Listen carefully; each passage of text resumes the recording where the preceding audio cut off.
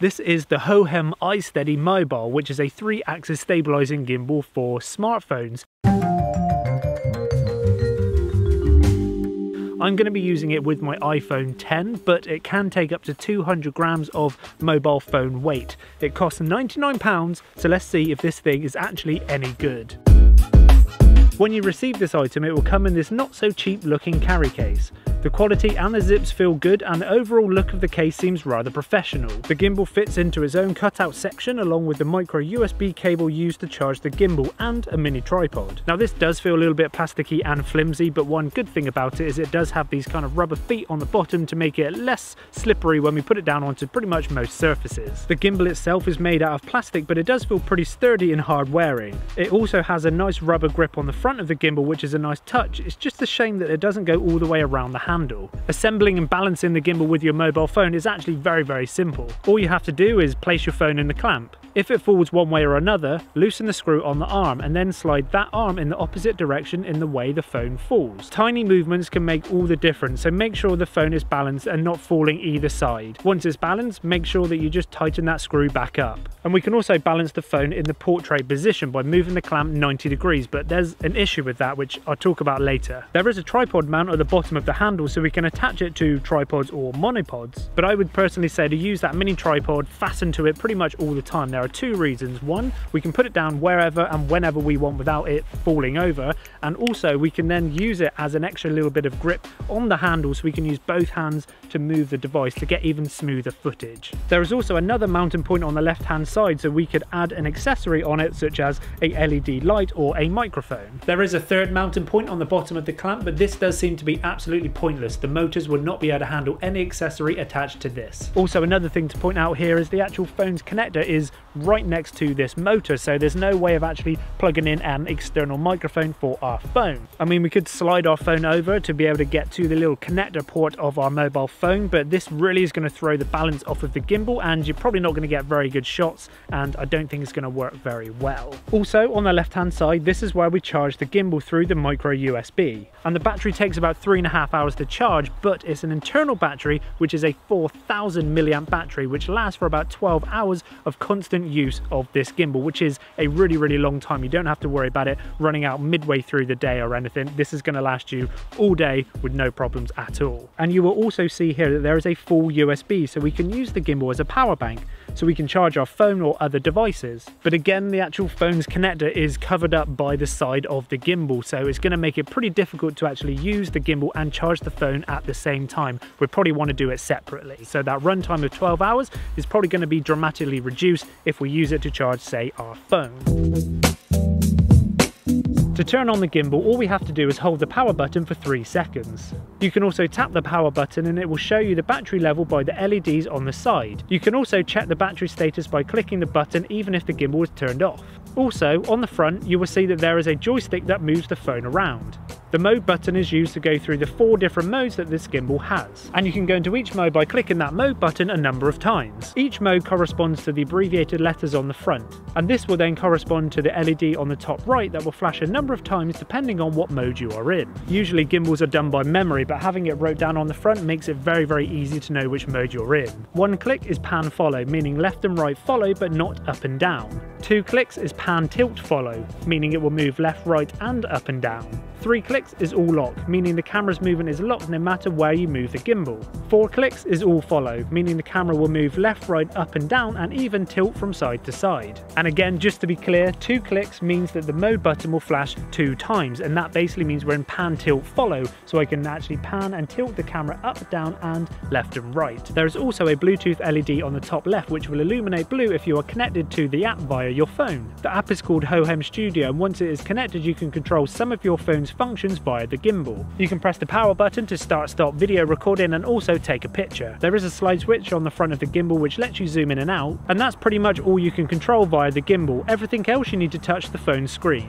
Here we can create moving time lapses by selecting multiple points you want the gimbal to move to and from.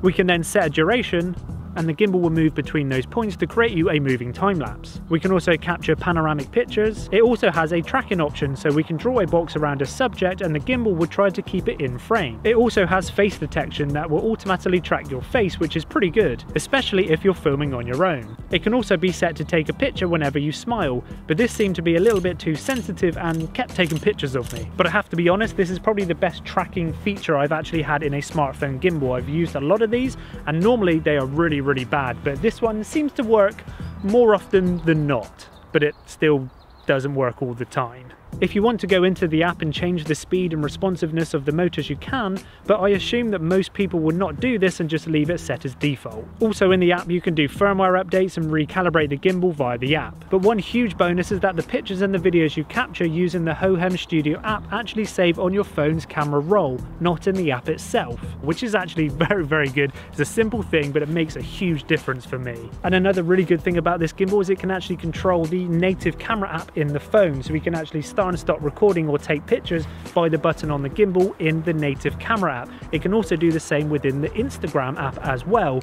But one thing to point out online, it does say that it controls the camera in Facebook, but mine just seems to bring up the volume. And to do this, we just need to make sure that the gimbal is connected to the phone via Bluetooth. Also, just a side point that the zoom feature doesn't work in the native camera apps or Instagram, it's only the shutter button.